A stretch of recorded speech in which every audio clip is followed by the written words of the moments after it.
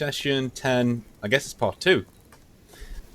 Part 2. So hopefully I'm not going to roll as abysmally as I was yesterday, because that was a bit of an anticlimax.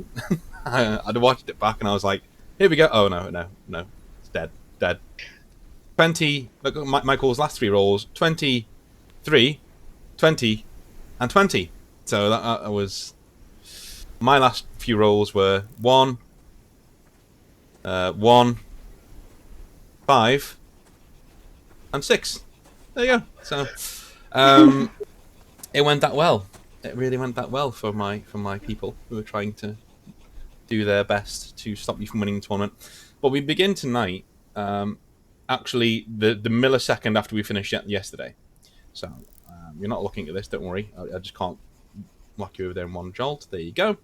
So, Timur Vok is lying in the dust of the arena, and he just sort of staggers to his feet, and Nameless is there with his arms aloft, and he's retrieved this spear from his, which I'll give you the stats for when we have a little break, but he retrieved the Winter Heart spear.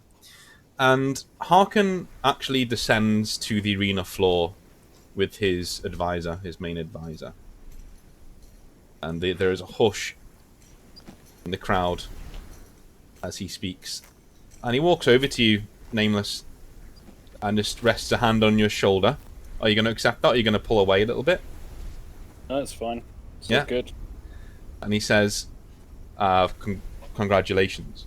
And just nods his head, and he's smiling cordially and says, you fought well.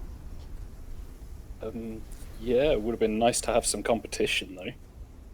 Like, you should thank your lucky stars that old Nias here wasn't in the lists. And he gestures over to the man standing behind him with his arms folded. His eyes look like Asunder eyes, like the pitch black.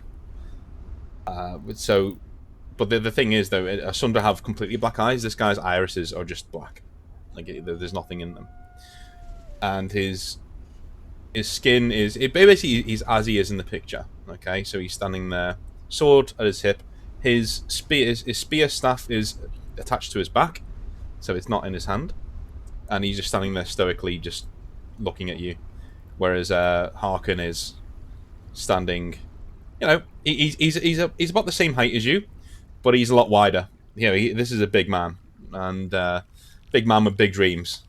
And he nods and says, I could certainly do with somebody like you in my retinue, you should think. And he looks over to his friend Nias, who just shrugs and looks back and says, I would like to earn some real money.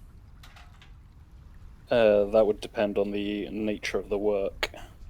He just nods and says, well, anyone who fights for me in your capacity will be, well, handsomely rewarded whenever you wish.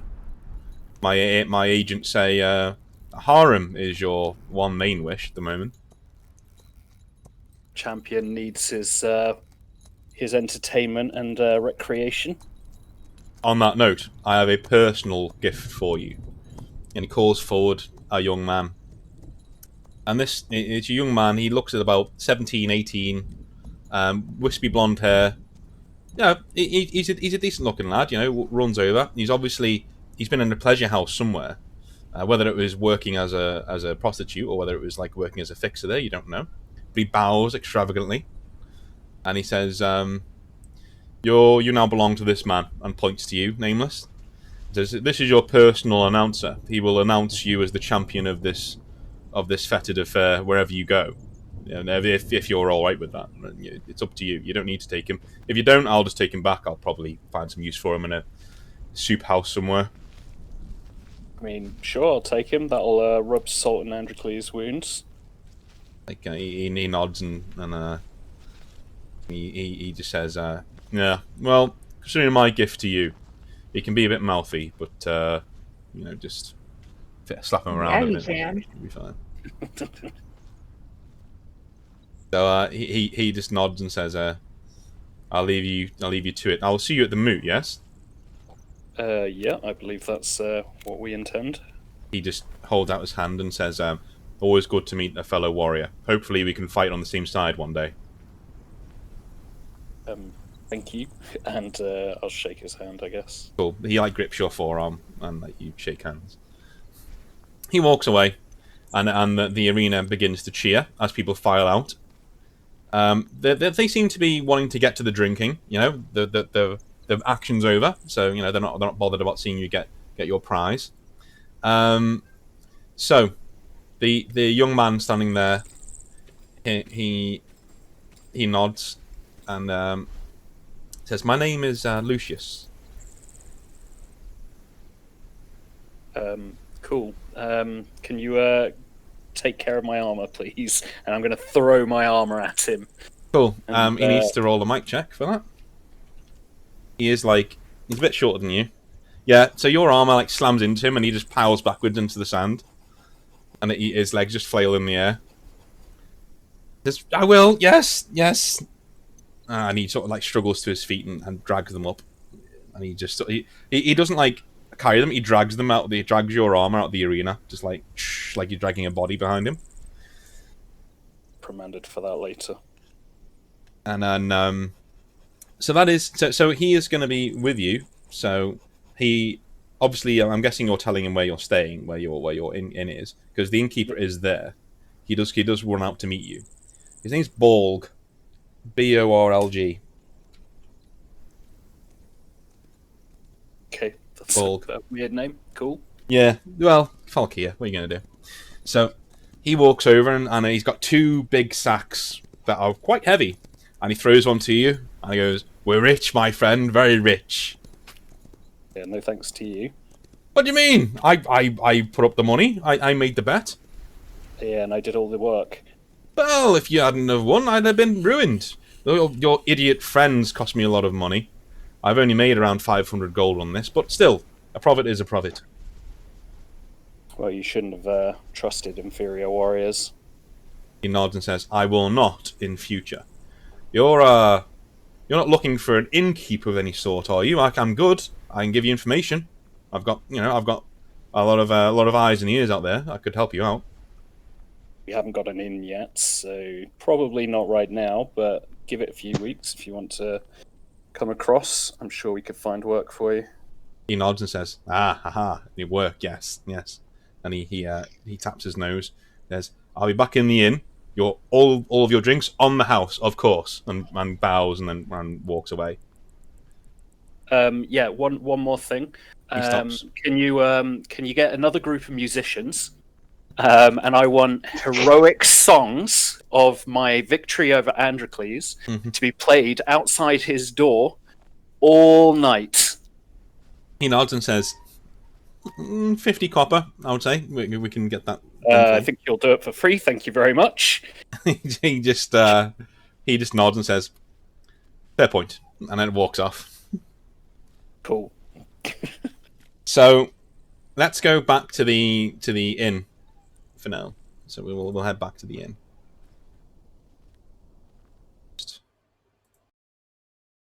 So back in the inn, Androcles is there with a sore head. Lochnia is not there, but Androcles and Arden, Nameless, has not returned back yet, and you're sitting at a desk, not a desk, a bench, drinking away, and Androcles has just like got a bit of ice on his head.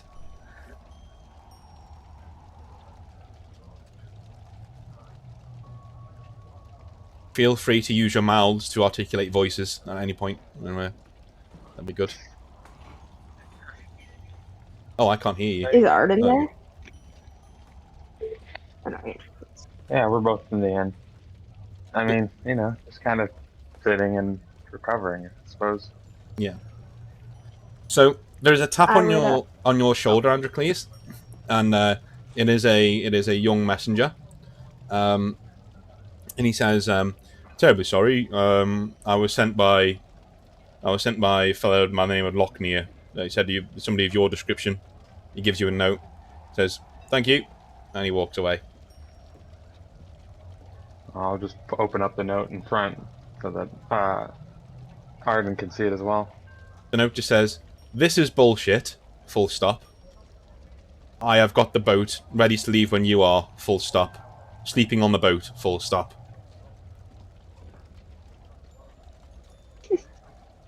Is Yeah, I'll just push Mito. towards Arden and shrug.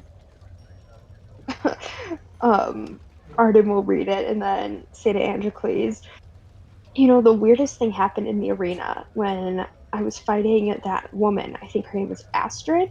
Um, she had me. She could have won, and then she told me to hit her.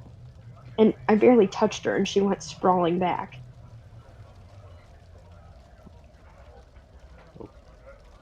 Well, it seems somebody's probably recognized you then. That's probably not a good thing. I wonder if we should. It's probably a good thing that Lochner has a boat ready, even if he is a little grumpy about losing the tournament. He didn't so much lose a tournament as lost every single round, if you know what I mean, because if you got the first round, what you say. At that moment, the door is kicked in, and a young man with sandy blonde hair walks in. If you've seen the bust of Alexander the Great, this is pretty much what this guy looks like. And he clears his throat and goes, and everyone just like stops and looks at him. And he goes, "Make way for the champion of the Baldur's Bay tournament, conqueror of all who came before him, including any from Achaia, any with bald heads and 2 axes, apparently." He's reading off of like a little cue card. Nameless. And he takes a bow and moves to the side. And like I walk in, arms aloft, cheering to myself. He takes off his cloak and like lays it in front of you, so you don't need to walk on the floor. And starts he goes behind you with blossoms and just starts like throwing them over you, like from behind you. Loving this. So I'll wander across to Androcles and say, "Sorry for hitting you over the head, old man." Congratulations, you got one. And then I'm just gonna turn away and kind of like sit back to the table. There's no shame in losing to the winner. Yeah, now you've got to get one more to catch up, and I'm gonna turn towards Arden. Arden's just gonna roll her eyes at the very flamboyant display going on. Do you want him to stop throwing the blossoms at any point, or? Oh hell no! Okay. No, let's bask in this. Okay, so he has one more basket, so he starts throwing it over the table and over you as well. Yeah, if you could like direct them over Androcles as well, that'd be great. Okay, so he just throws them over the table over Androcles. Arden doesn't want to piss off Androcles, so she's trying to stifle her laughter, and she's kind of shaking in her seat a little bit. Androcles is actually just kind of ignoring this. He's realized from like the first fight they had that Nameless doesn't have that much sense. He just kind of does things. So it's pretty true. It's true to life. He's like, yeah. He's just gonna kind of let him have his one victory. Yeah. But he is going to say he's going to say congratulations. Next time, it'll be 3. It'll be 3 to me to this 1 for you.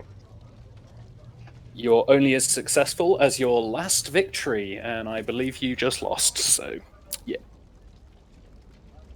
Strong words. Your crier leans down and says, "I would also believe that the only victories that count are the one with witnesses." Also true.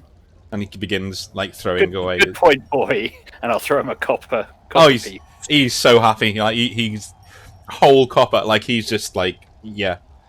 He goes, I'm going to go to the bar. I'm going to go to the bar. And like runs off to go to the bar. Not until you've finished polishing my armor, thank you. Oh, okay. So he turns back and starts like dragging your armor into a back room.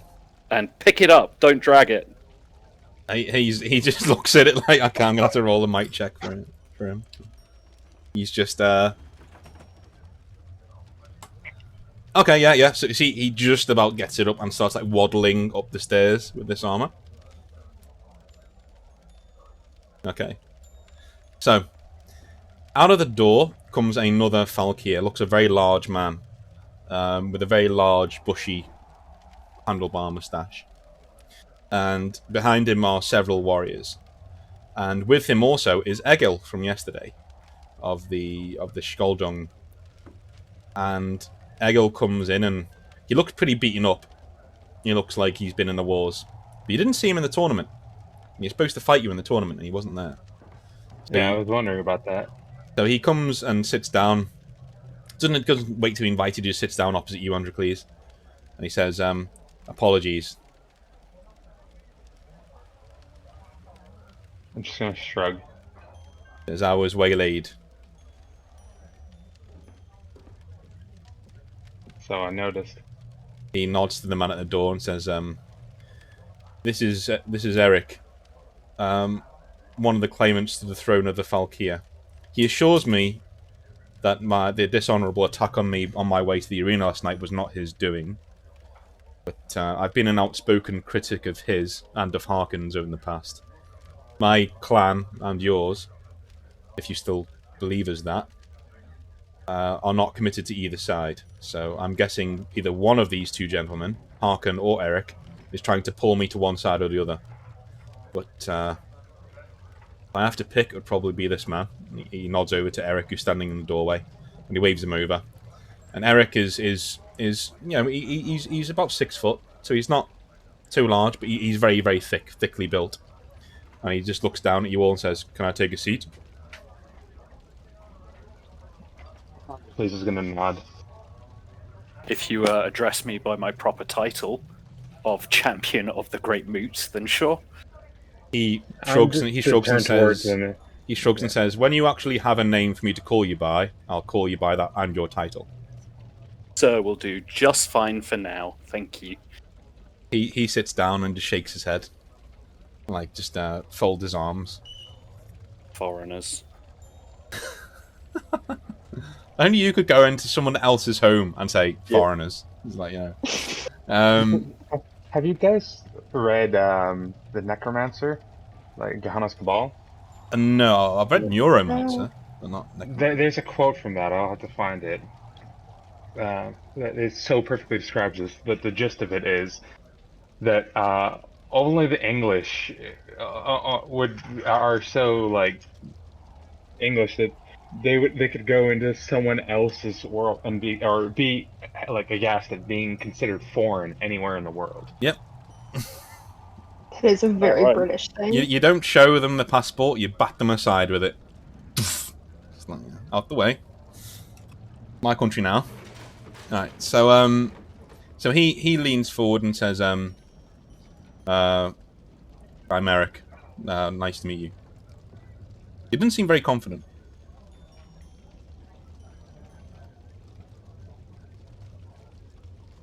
And I'll just nod to them. Says, "These are my men," and points over his shoulder. A few of my Huskars. Don't be afraid of them. They're not here to make trouble. He just turns and says, "I recognise this man has no name, but he is true in one thing. He did win the tournament, so his word will carry great favour in the great moot that is to take place tonight." He turns around and says, "I'll appreciate your support when I go for my throne at the moot. Harkon can't be allowed to become king." Don't know you, so yeah, I don't think I'll be supporting anyone. He shrugs and says, "Harkon's main aim is to conquer the north of Albion. That's what he's here to do. He's here to unite the Falkeer and then march and sail on northern Albion. If you think what you've seen is the worst of what he can bring, you've not been living in Falkeer lands the last couple of years. He's a monster and he will succeed. Northern Albion is fractured. I, on the other hand, I have business with the Thainlaw. I will raid there and not Northern Albion. The Thainlaw is our land. Nah, really mine, to be honest. I will take the Thainlaw and nothing else. I will leave you, Camelot, Dumnonia, everyone to their own devices." I would need more. How can we trust your word that you'll just stop there? You don't, but your only other choice is to support Harkon or not support anyone at all, which will be looked at with severe disfavour. Deadly disfavour, if you stick to that line of reasoning. We don't like fence sitters in the Falkeer. And he looks at you, Androcles, and says, "You should know that by now."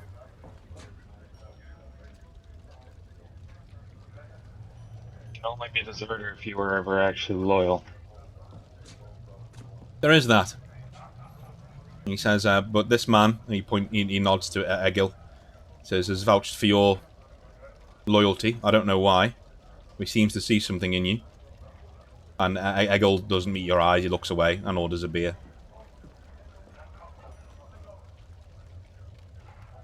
Maybe it's for the sake of your mother. I don't know.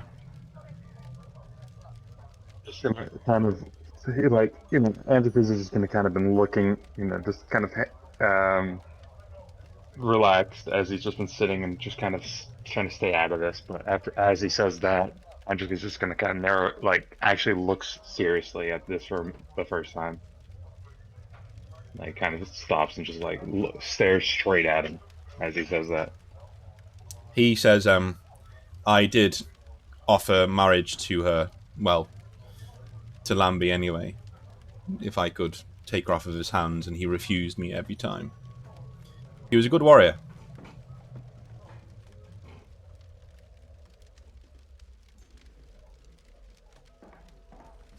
There was a lot of things before she was taken here.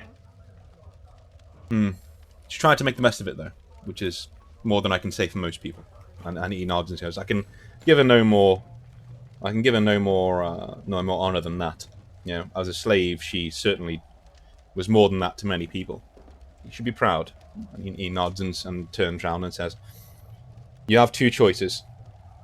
3 if you count not leaving here alive. You can either support Harkon and his invasion of Northern Albion. Perhaps he'll even reward you. I don't know. I saw him talking to you and Champion. I'm not sure whether you've already come to some sort of agreement. But your other choice is to support me. I will leave. You can have it on my honor. I will leave, and I will say this to everybody in the Moot as well. I will leave Northern Albion to Northern Albion. My only quarrel is with the Thane Lord. That is my land. I will fight. I will go to Albion and I will fight Falkeer, not Logier. That's what I will do, and I will declare that for the Moot. That's not something I can go back on.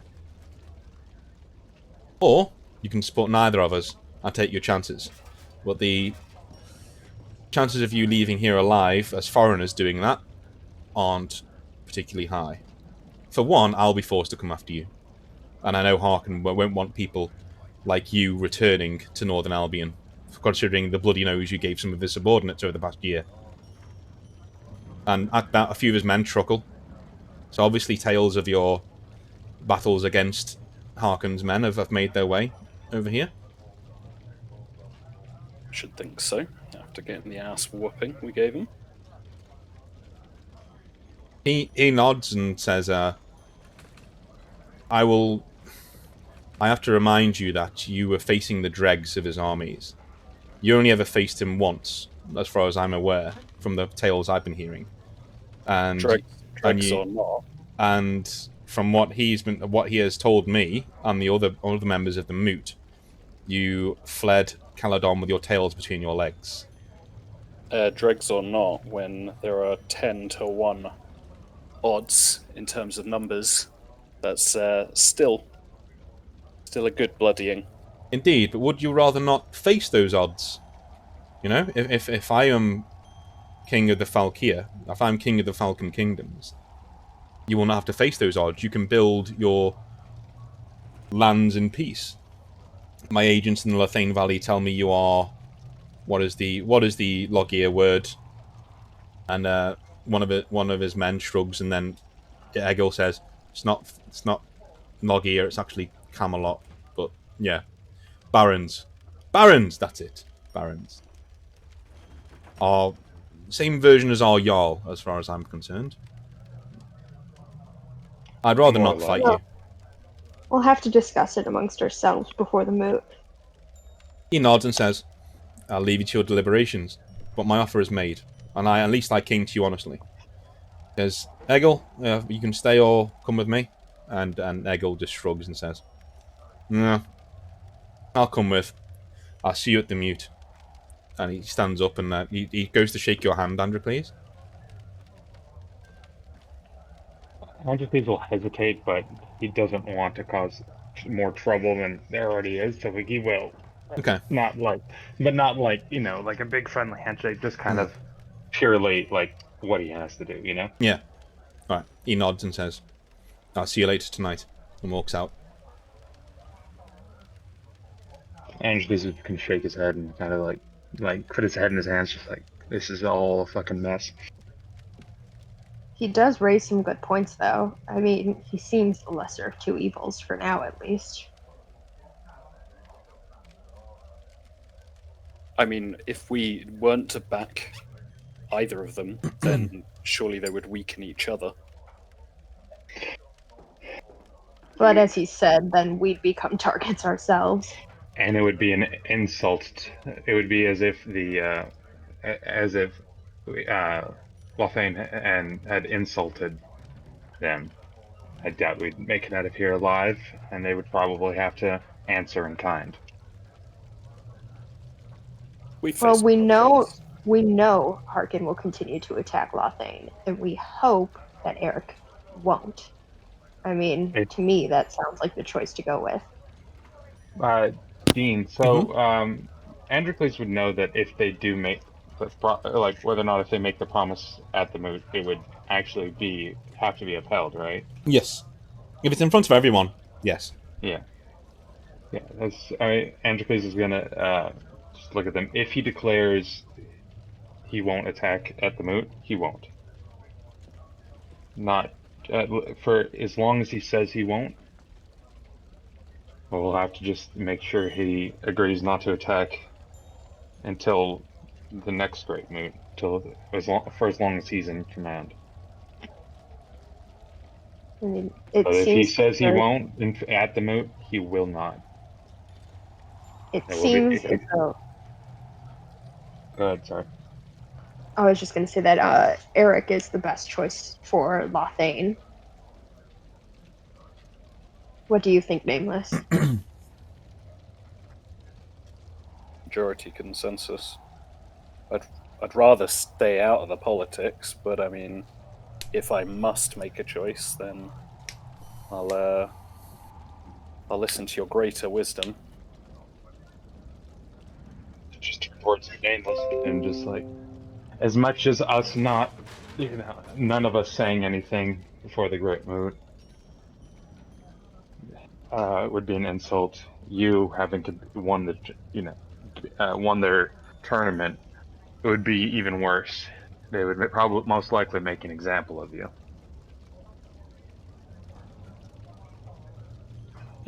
Okay. Well, I mean, yeah, I guess we've already decided, so. Cool.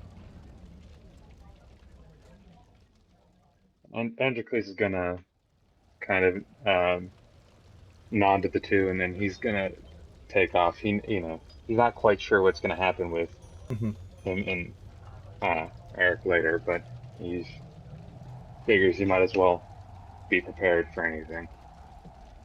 Cool. So, you hear a very loud dragging noise, and then a curse, and then a grunt as the crier comes back and gives you your armor, Nameless. And it is. Let's roll. See how well he's done.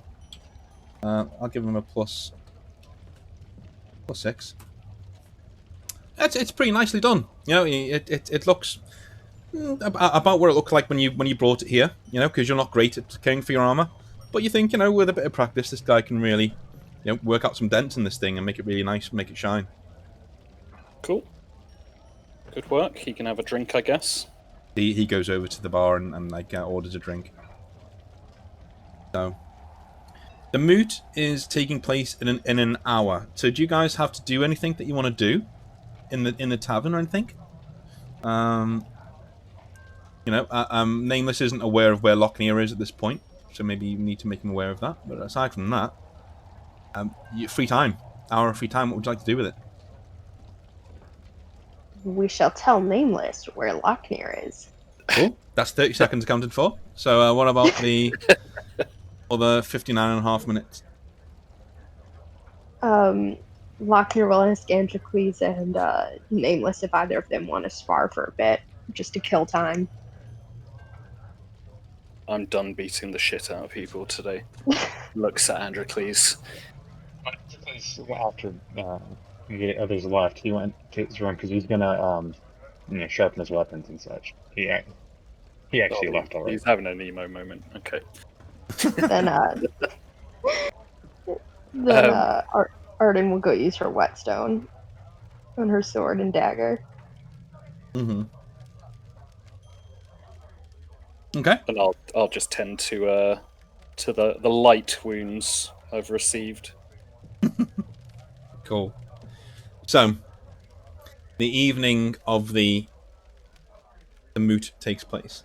So let's go over there, shall we? Ba-da. And you can just see the town. So this is the town of Baldur's Bay. You can see where Lochner is. So he's at the ship. He's chilling out up there. Did he build that himself? Is that his boat? No. He just commandeered one, I think. Oh, okay. Just It's like, that's pretty impressive for a homemade boat. just makes a trireme. It's like 5 minutes.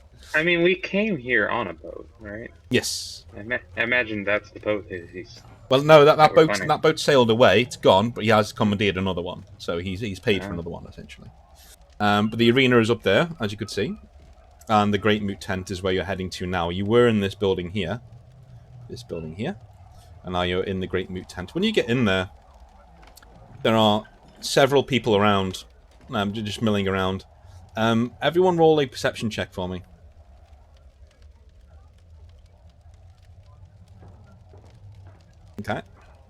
Okay. Arden gets another +5 to that, considering what we're looking for. That is I do. 15, yeah, 15. You? Perception. Cool. Easy. So, Nameless and Arden, you see as you're walking in this direction towards the Great Moot tent. In this direction, stalking towards there, you see the woman Astrid standing around here. She's arguing with a man who looks like one of Harkon's men. And she goes to get her sword, and he steps back and holds his hands up. And then she stalks off towards the gate and disappears beyond the gate.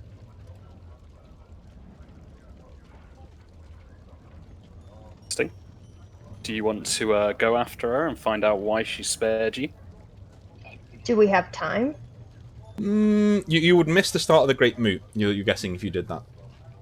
Then Arden will just say later. We still have time for that. Okay. So, Walk into the tent. Androcles is already inside as you get there. There are around 20 to 30 people in here, all wearing a very, very extravagant armor. When I say extravagant, I mean extravagant by Falkeer standards. So, polished ring mail, several plate mails, around different parts.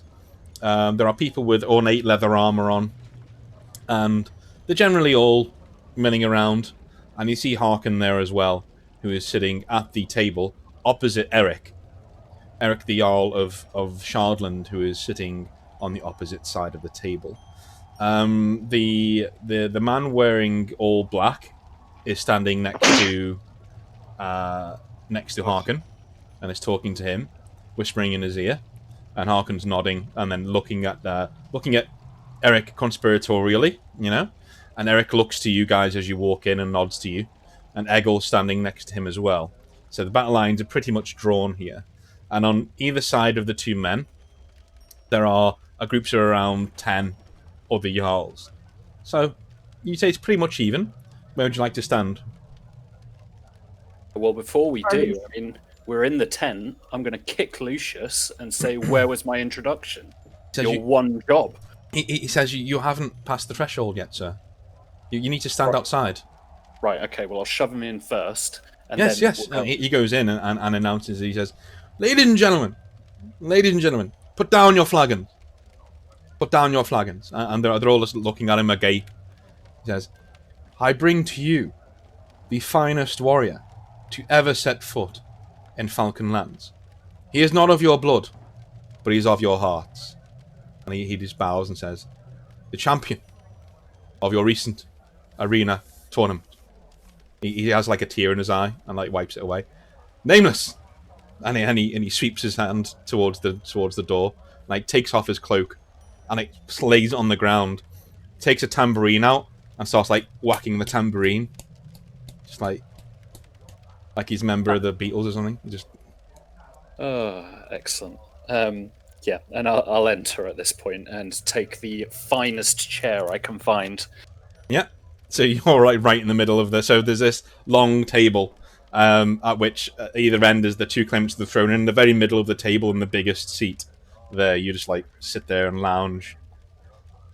It's fair enough. There's a lot of grumbles around. Would you like him to start spreading the blossom, or are you holding back on that for a little bit? No. Oh no, we've got to go the whole hog here. Okay. I mean, I got given him as a prize, therefore they must have expected this. So So he's going to start spreading blossom around the table, and there's a few Jarls who look at him like they want to just ply his head off of his shoulders. But he's like, he doesn't even look to them. He just starts spreading things around, and you know. Arden and Androcles, what are you going to do? Androcles is going to turn toward Arden and just be like, he's almost certainly going to get attacked once we leave. We should be leaving quickly when we do.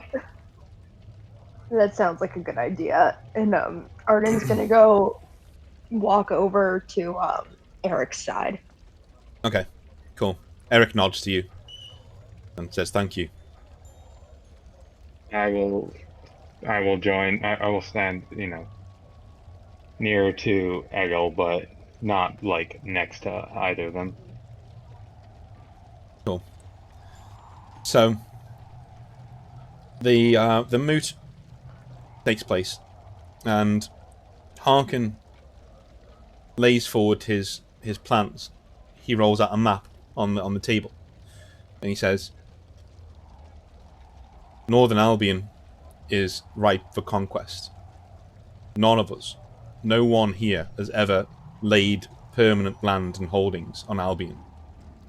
Camelot has always been there, and our grandfathers fought Arthur, for instance. Now it's divided. Now there is no one there defending it.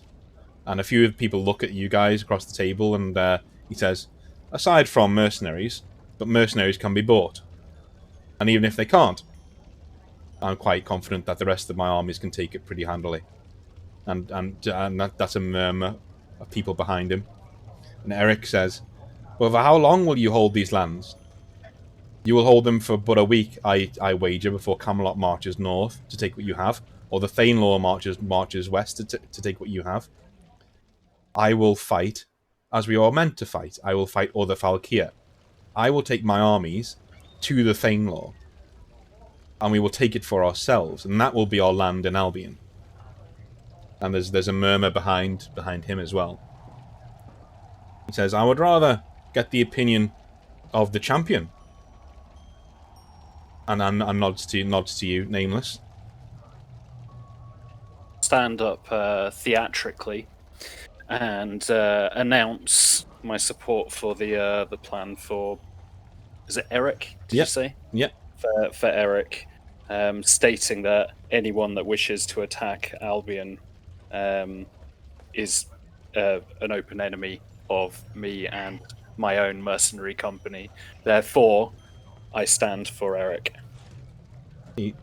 Eric nods, and there's like a beating of like people like stamping their feet behind him.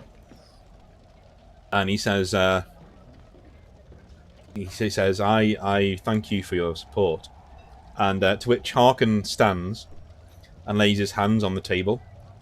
And he looks at you, Nameless, and says, is this really the course of action you wish to take?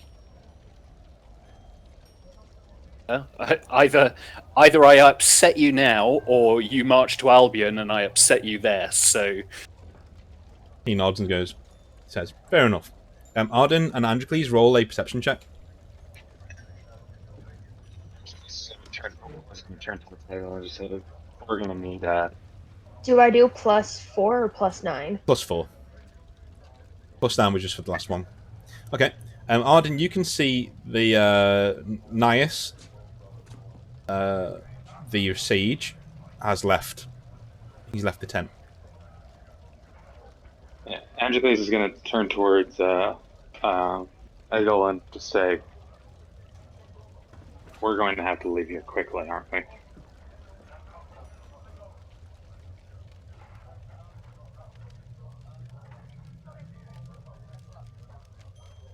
You probably muted yourself. I can't hear you if you're talking.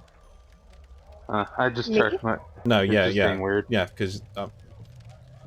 Can you hear me now? No, it was Arden. Like you just Oh, I told thought he said that to Ego. No. Oh, to Egil, was yeah. it? Oh, sorry. Yeah. Sorry, I heard Arden. Because I've already told Arden that... Oh, sorry. My bad. So I'm just hoping he'll Egil, help us get out of here. Egil nods and says, aye. Said, I might be coming with you if it's all the same to you. Androcles is gonna like have to kind of start at that for a moment because he doesn't really want anyone from his life, but he also figures that Egil will at the very least not have him in the back. He turns to one of his men and says, go and fetch the boy. We're leaving. And the man just like nods and walks out. Goes, right, I'll meet you at the docks. And at that moment, there is a huge gust of wind from outside. And a watery explosion that seems to go on for a long time, almost like there's an earthquake beneath the waves. Occurs. You hear a roar that seems to almost like break your eardrums. So a lot of the men inside the tent are holding their ears, not really sure what to do. The tent blows away with a huge another gust of wind, and the gusts come in intermittent patterns. So a whoosh, and then a whoosh, and then a whoosh as it gets closer. And the tent is ripped away until, if we can see on the map here, let's just give it a biggie around here. A large shape appears above you and slams and annihilates several houses. And I'm going to pull you over to the source of the commotion. So, as you see this thing, its skin starts to, almost like this is an embryo. Alright, so all of the bony shards that are there, they're all sticking out at odd angles. A few of them fall off and are replaced with nicer ones. More elegant ones, and its skull is starting to warp into shape. But it's bleeding black everywhere. Like, just black ooze is everywhere.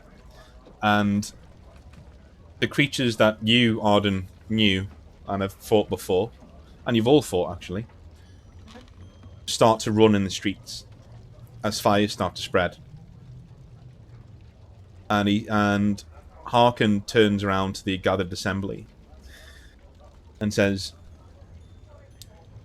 anyone who wishes to join my side in claiming my destiny of ruling all of Albion may cross the table now. Anyone who does not is free to burn. At that point, several Jarls, dumbfounded on Eric's side of the table, start to move across to Harkin. Stand behind him. And Eric... Androcles is gonna stand... So Androcles, as soon as people start moving, is gonna stand up, like kind of taller, and just shout across the table, and just say, "So this is what this is the bravery of the Falkeer, bowing to threats." So, Harkin points a finger at you and says, "You do not get to speak of Falkeer when you were given the chance to be one of us and cast it back in our face. Maybe this sycophant," and points to Egil, "is so keen to take you back, because now you offer to him some sort of redemption for being what he is. But I am Falkeer, and I'm proud to be Falkeer. I will never negotiate on that. You betrayed us once. You don't have a say here. And Egil starts to back away from the table, as does Eric. And Egil turns to you and pleads and says, I think it's time to leave. Androcles is gonna back off, but he's gonna keep an eye on Harkin and just say the Falkeer live and die by the axe, and I'm just gonna gesture towards his creatures that this is something else, and then I'm gonna shake my head, and then I'm gonna turn and head out quickly. Cool. So we'll take a quick 2-minute break. Let everyone get a cup of tea or something. And we'll come back and we'll see where this goes. Cool. Be right back.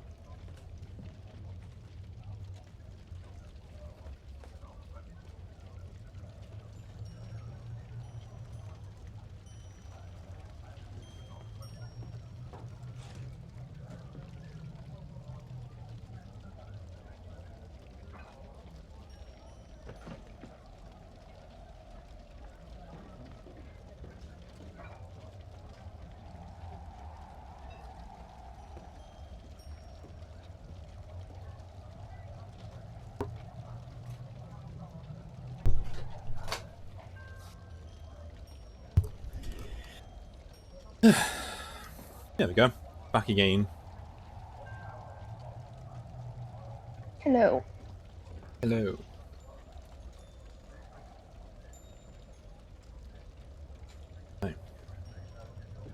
So, when everyone else is back, we can get going.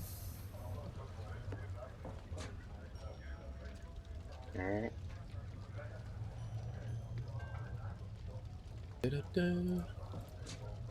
Draw a shape.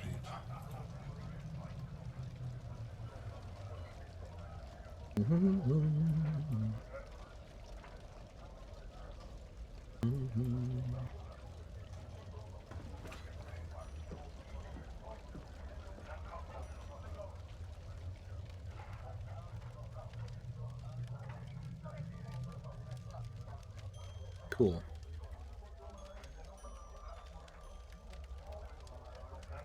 Let me know when everyone is Yeah,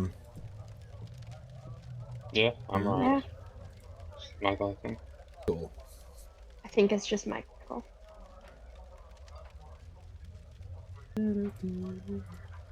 Guess Nameless turns up when he's good and ready. I'm back. There you go. Apparently he's getting ready. Cool. So, as you guys rush out of the tent, let's put our actual music on. There we go. There's battle going on all over the place. So the Falkeer, who support Eric, are fighting off these beasts, but they're losing badly. There's a bad wind on the storm as well occurring. So not the greatest thing going on.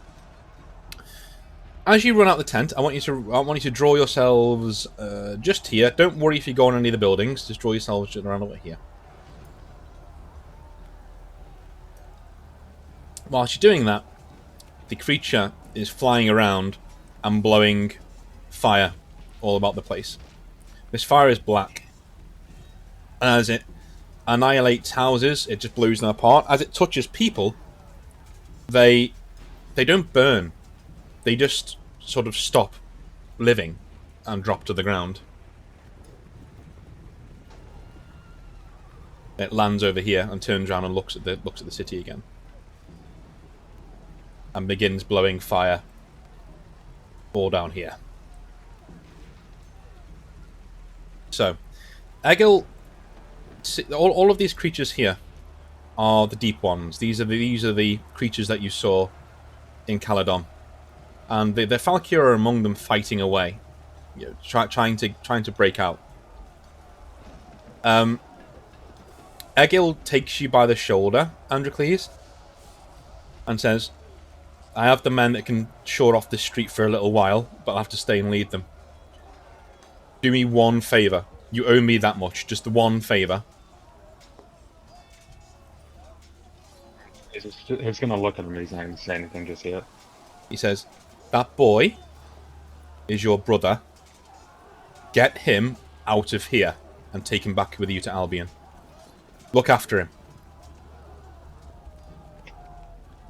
Andrew is just gonna he has to take a moment to like process what was just said, and he's gonna look between the two of them, and then he's just gonna shake. He's gonna shake his head for a second, and then he's gonna look at him, and then nod, and then he's gonna probably put a hand on the boy and the boy isn't there. The boy isn't there. But where is the boy? He says, he points to a house at the end of the road and says, he's here. So he gives you he basically gives you directions. Take the first left, third house. Okay. Get him out. I'll hold this street. Just get him out. Yeah, Androcles will turn to the others and say, "Let's go." You go get the boy. I'm gonna see if I can grab Astrid. This might be my last chance to get answers. Androcles is gonna. Well, Astrid, last we saw, was heading out to the docks. Right? Yes, she was. I mean, Androcles is gonna just kind of look at her and say, Astrid's gonna probably find you. Would she, with all this going on? I have a feeling you're more important to them than a little bit of chaos. Well, as long as when we get to the docks I can have a minute to look around, then yeah. Not all we will have, and then Androcles is gonna start towards that house. Cool. So, Nameless, where are you going? What are you doing? Following them. Cool. So a shield wall is erected over here, and Egil is holding it, holding the creatures back. But over here, you do see creatures as you come around the corner. There are 5 in front of you, and they all charge you. So I'd like everyone to roll initiative, please. So, Nameless, you're using your new spear, I'm guessing. Well, yeah. I mean, I guess it's Can better I than use- my current one. So Okay, I will come to you in a second, Arden. Let me just sort this out. Your spear at the moment does 14 superficial, it does 16 superficial, and it does 18 aggravated. 14 S, 16 S, 18 A, and it has an armor penetration of 5. There will be more things with this in coming weeks, but we're gonna basically go through that in the. Can you just repeat the numbers, just because I was? It's in the chat. It's in the chat. Oh, perfect. Cool. So yes, you can. Okay, 14S, cool. 16S, 18A.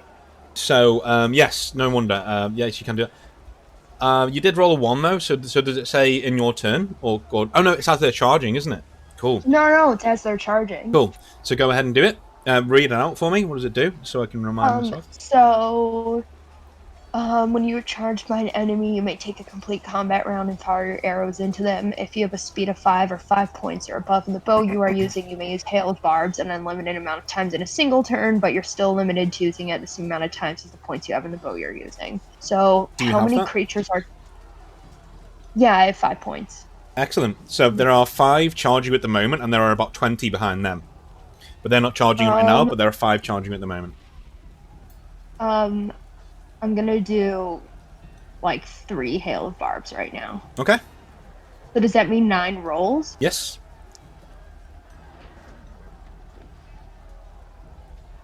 As they're charging in, you just start firing like crazy.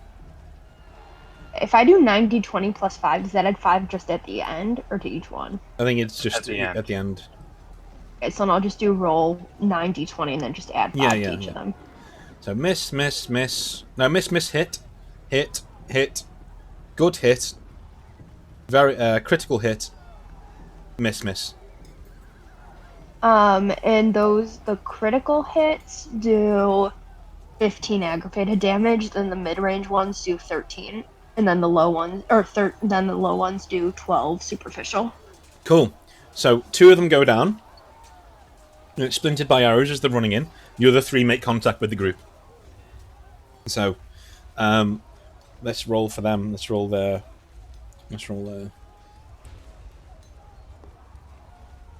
Okay, 22. So they'll be going first. So, if they have run in. Nameless and I rolled the same again. Wait. One minor hit on Androcles, and it will do 4. After your armor, it will do 4 superficial damage. So scrape down your armor. Yeah. One of these creatures. Alright. You guys get to return in kind. What are you going to do? I mean, we're both gonna axe, but should we roll off again then? Just Since we both rolled 15 again? Doesn't matter. Yeah. Just roll your attacks, and I'll kill anything that you don't. Alright. So 3 actions, 2 attacks per actions. Mm-hmm. I'm Oh, gonna dear. use my preferred enemy passive to re-roll attacks against the deep ones. Yep. So I don't get a nat 1 for my first roll. Yep. Still miss, but you don't get in that one, so it doesn't end your turn. Yeah. Which is good. So that's my second attack, Mhm. third attack, Mhm. fourth, fifth is still rolling. All right. So. I'm gonna I get 1 more after that, but I'm gonna re-roll that one. Mm-hmm. That's better. And I'm gonna re-roll that one. Okay, well that just still is a mess. So as they run into you, the 3, you go in just swinging, and a few of them are slowed down by Arden's arrows that are sticking out of them, and you just hack the 3 apart as they come in. So your axe slams into the head of one, You backhand another one to the ground and then stamp on its head, crushing it into the mud, and then you whack with your overhand right into the head of the other one. There are now 10 of these things coming towards you. Arden, would you like to use your hail of barbs once more to try and? Yes, I can do it 2 more times. Cool. Go ahead. Yeah. Oh, so that's 6. 6, yeah. +5, obviously. Ooh. Okay, so miss, hit, miss, critical, miss, critical. So 3 of these things are just taken out by arrows as they're charging in straight away. They go down like porcupines, just like arrows everywhere, and they slam into you guys. Everyone needs to roll again. Initiative. Oh dear. Oh, I didn't do my real turn. They were already dead. That's why. Okay. All right, Nameless's turn to wipe everything out before anyone else gets the attack. Nope. Oh, damn. So, what would you like to do? There's 7 of them. Are they in a straight line-ish? No, they're all in a big. They're not in single file now. They're all in a Okay, big blob, essentially. Then she's just gonna fire. Okay. Yep. Oh, geez. All right, so 2 more go down as your arrows slam into them, and they just fall down to the ground, gurgling. You do have another. Oh no, that's your turn, isn't it? Yeah, because you used all your actions. So who's next? I know they're last. Yeah, it's Nameless now. Okay. He gets to finish the job. Cool. It's rolling. Apparently, it's my turn to get the really bad lag today. I think this and it's a little bit more server because I've had a bit of lag on my rolls as well for the first time. 2 hits, And 3 hits. Nice. So yeah, you just go stabbing in there with your spear. As it touches them, they tend to wail in pain a lot more, and the parts where you cut them freeze over and they fall to the ground, just pulping outwards with hoarfrost as they die. So there's 3 more. No, there isn't. Kill 2, 3. There's 5 more. Do a roll. Oh no, it's Andrecles' turn. Go for it. Yeah. So I'm just making a macro so I can just roll 60 20s and then it's +5 to those. Nice. Just to make our lives easier to read. Yep. Oh, sorry, the macro didn't show up in my list on my bar. Hold on. How do you do that? The 4th tab is macros, and you just add a macro, and then you can literally just put a name to it, and then just type in like roll 60 20. So I'm gonna re-roll the 4, the 2, and the 7. Yep. And I'm just gonna roll 3d20 to replace those. That's much better. Okay, so 1, 2, 3, 4 are dead. So you go swinging in there and you kill 4 of them, just with your axes again, just going in swinging. You're not really putting much thought into it because these things are recoiling from you as you're hitting them, as they're trying to get away from mostly you. I'm just trying to get through at this point. Yeah, they don't like you being there at all. They're trying to get away, and you hack down 4 of them, and the last one makes a final lunge and is killed by a young Falkeer boy who is staggered into the street with a spear. And as it jumps towards you, Andrecles, its head explodes in black viscera, and it just falls to the ground. And behind it, you see the boy that Egil wants you to take with you, standing shaking in the rain with the spear in his hand. Did Egil tell me his name? No. Well, then I'm just gonna have Like to. Boy. Yeah, I mean, I'm not the God of War this and say, boy, let's go. Cool. Egil sent me. He's unsure, but then when you beckon down the road and the dragon roars behind him, you just go sprinting down the road, like even ahead of you. I'm just gonna like kind of shake my head like, Jesus, it's gonna be a thing. And I'm just gonna turn towards Arden and say, Arden, can you keep him nearby? Keep him safe. Oh, sure. That's the woman of the group. Well, Yeah. there is a reason for this. There are 2 reasons for this. One, Andrecles is going to be up in the middle in melee combat with enemies the whole way back, he's assuming. 2, if he's next to Arden, she can't shoot him. Yeah, she will. She's gonna, as she runs, she's gonna be like kind of push her hand on his back forward to like so he can Okay. keep up. And Androcles is going to try to run out ahead of them and, clear the way. As you get to the gate, there's no one. There's no one there. The creature swoops over and lands on the tent, and just starts eating people, and throwing fire down here. And it throws it down with such force that the actual inn just collapses. Just absolutely collapses. Wait, are we over here by this point? Yes. Yes. Yeah. As you head through the gate, you see what can only be described as a couple of thousand deep ones on the beach, walking up to try and climb the walls because they're not smart enough to use, obviously, the gate. So they just come up to climb the walls like a really slow-moving black ooze. And you see, down here, you see Lochner waving frantically on the ship, like trying to get your attention. Can I roll a perception check and see if Astrid is nearby? Sure. Burn plus 10 to it.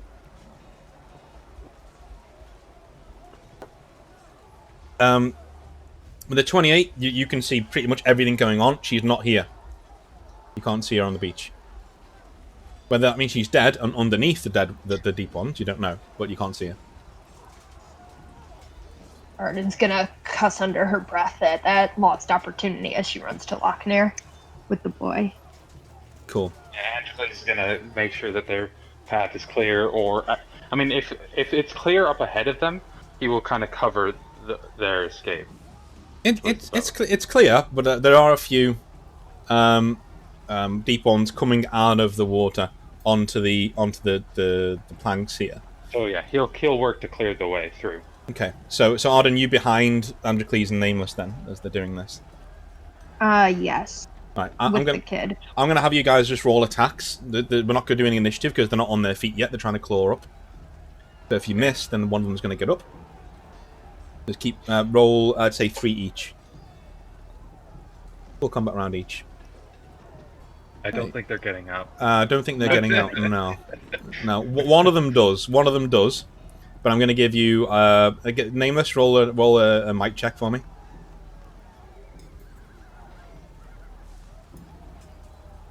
You may re-roll that.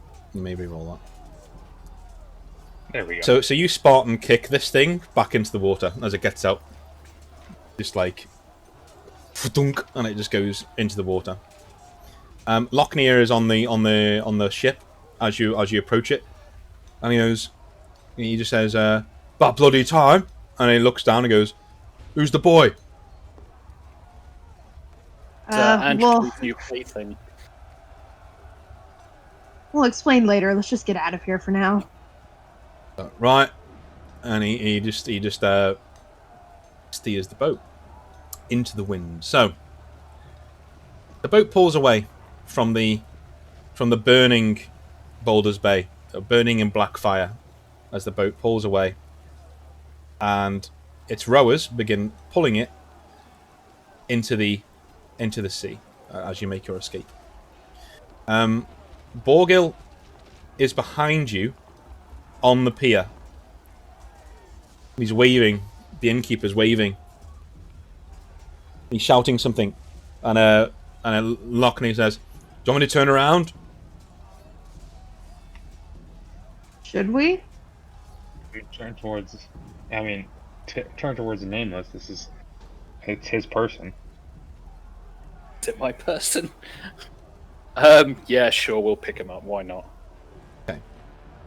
So he doesn't turn around, but he stops the rowers, and this guy goes to you and climbs up onto the deck, and you guys sail off. Hey, Now, Dean, just real quick, the person that Arden fought that offered to work with us, did he make it out of the city? yes, 'Cause I think okay. he is actually. You can see him running on the beach down here, and he's fighting. You can see him fighting deep ones. It was like striking them down all around him. You can run back there if you want and get him. But it's going to take some rolls on Lochner's part to keep you. He's all right at steering boats, but he's gonna. I mean, that would be more up to Arden, because But Well, we could use someone Androcles like would probably that. try to help with the boat as well. He has some minor sailing experience. If we can get close enough without putting ourselves in danger, then let's do it. Cool. All right, so I'm going to roll GM roll. Okay, one more. Nice, and one more. Okay, cool. So the boat crashes into the pier here as it's taken by a current, Fuck it. and he can't go any further, which means you guys are going to have to go and clear a little bit of a path for him. If you got off the boat, you're gauging you're not going to get back on it again. There's too many of them. But Arden, you can probably shoot your arrows.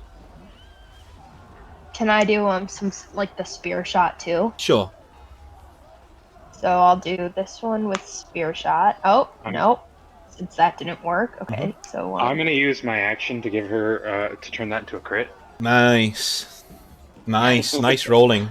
So about 15 deep ones around Timior go down, and he sees you on there and starts pelting it down this bridge here. It's breaking apart like a John Woo movie underneath him, just behind him, as the more deep ones start clawing at it and breaking it from underneath. And finally he jumps. Let me just do a quick roll here.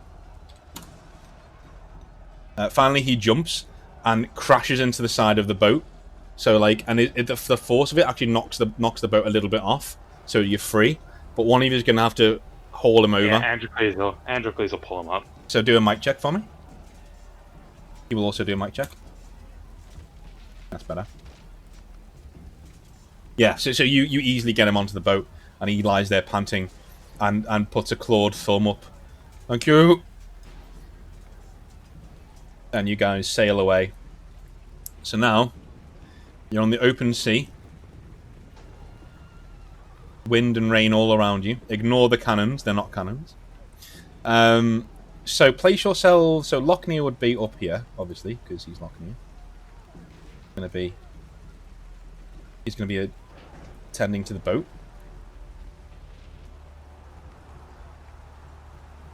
Or a Sunder friend will be... Yeah?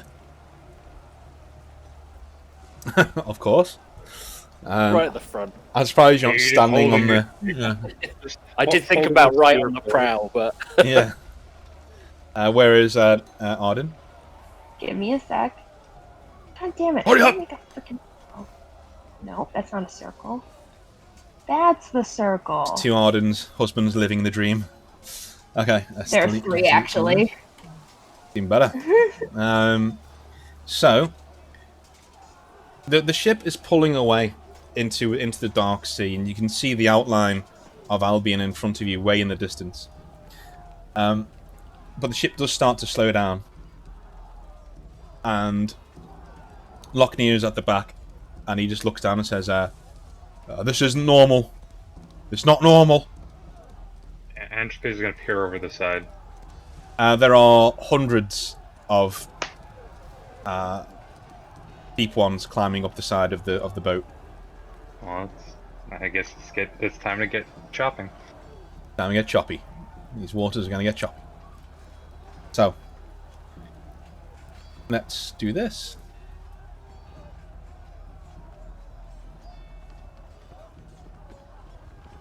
Ugh.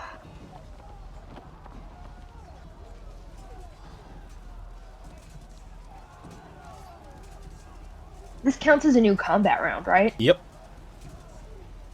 So, what I'm going to ask you to do is try and... Well, you can do what you want to do. What do you want to do? How do you want to keep these guys off the boat? So, Hail I've got an Bar. idea. In that, so you know when ships got like cleaned and shit, they would basically throw chains around the bottom of the boat, or well, they wouldn't throw them around the bottom of the boat, but you know what I mean. And then they would drag the chain along the along the bottom of the hull, and that would get rid of all the barnacles and crap. Could we use that to like basically smash them off Go and roll a perception check to see if you can see anything like that around.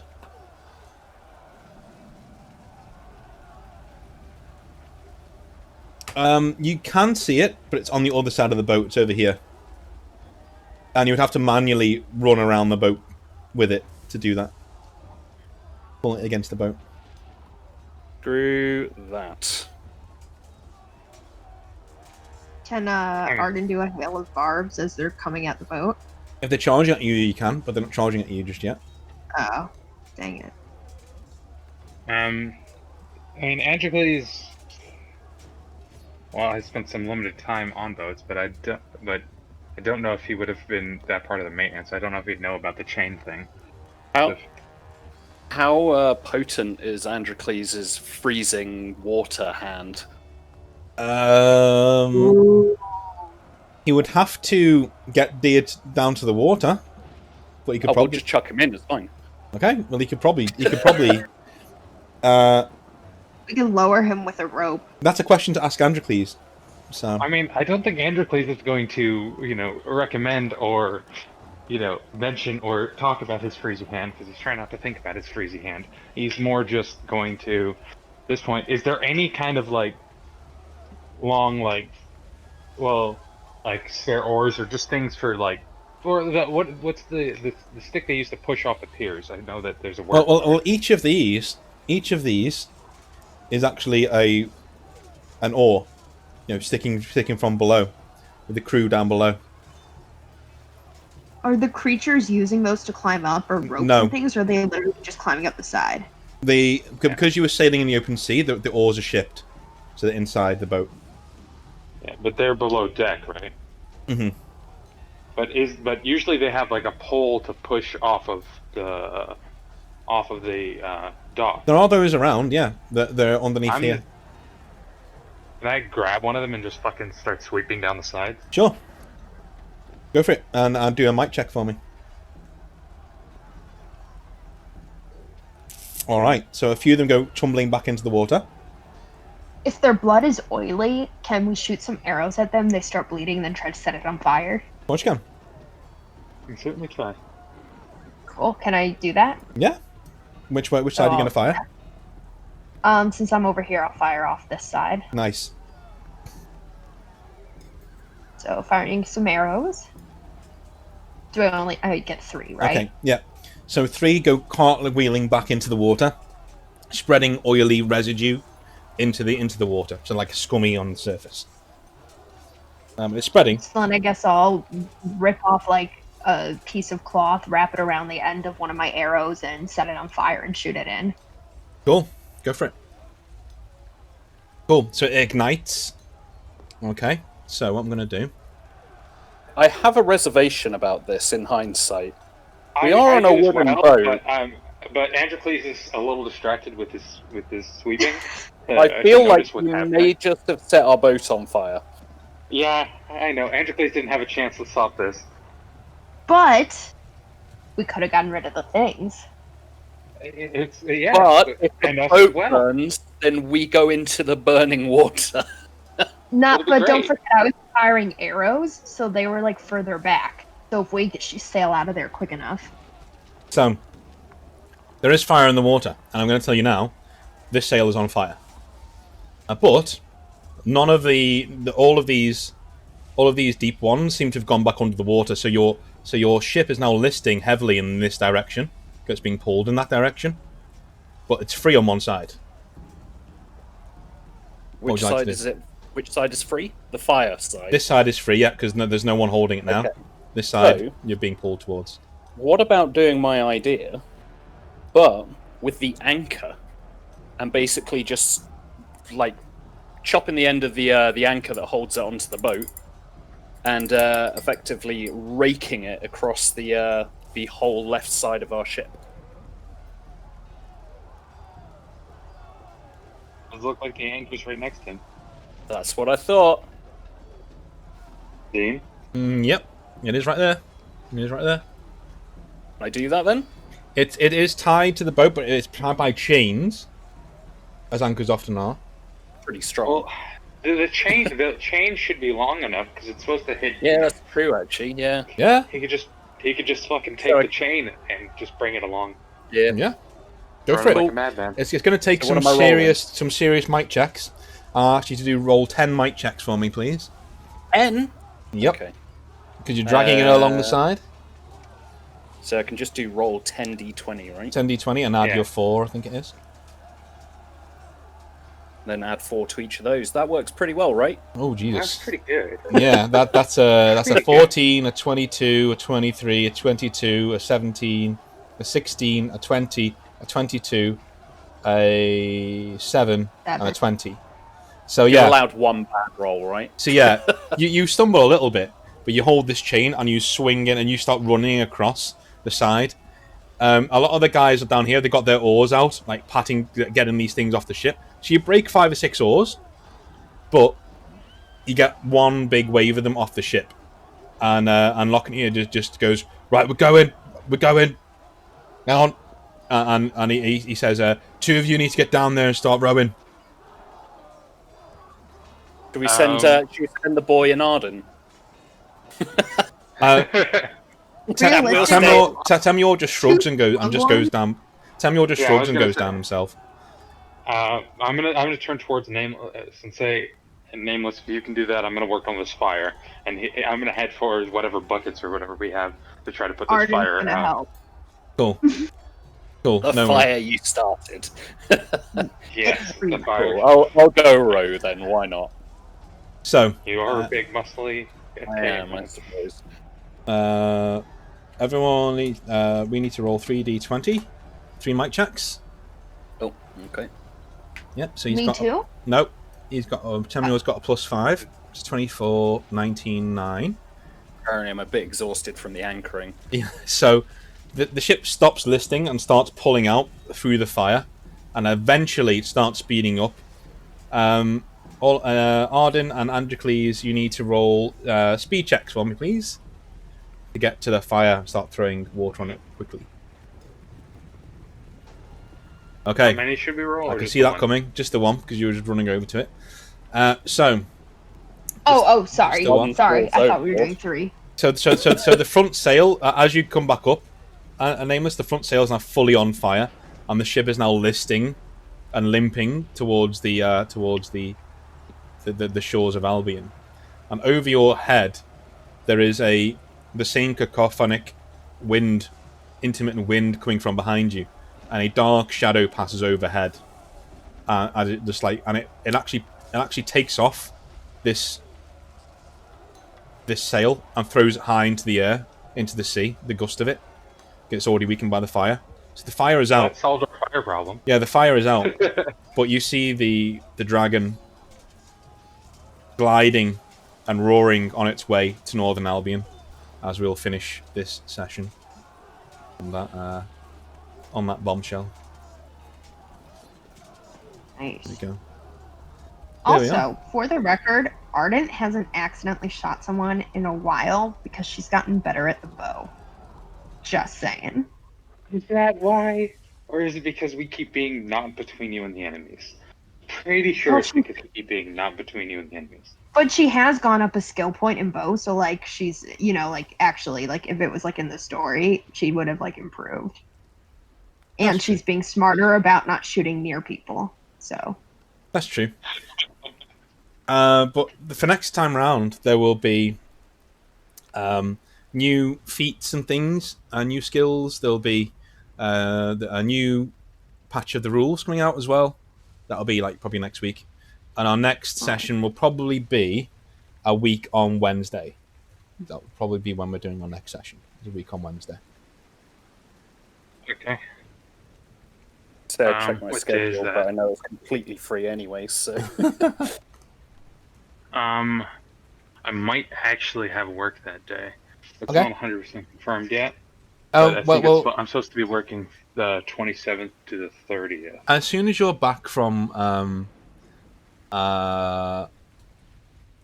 DC, we can either do the Monday, the Wednesday, Tuesday, Wednesday, so Yeah. Preferably the Monday and Tuesday.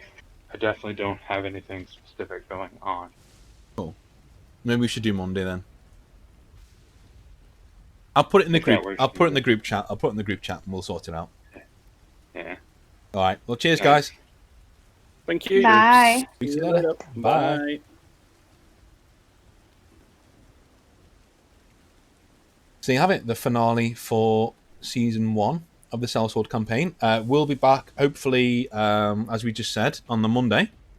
So a week on Monday, so it'll be the 25th. But I'll pencil that in for now, and we'll get that confirmed. And yeah, I hope you enjoyed it, and we'll speak to you next time. Cheers.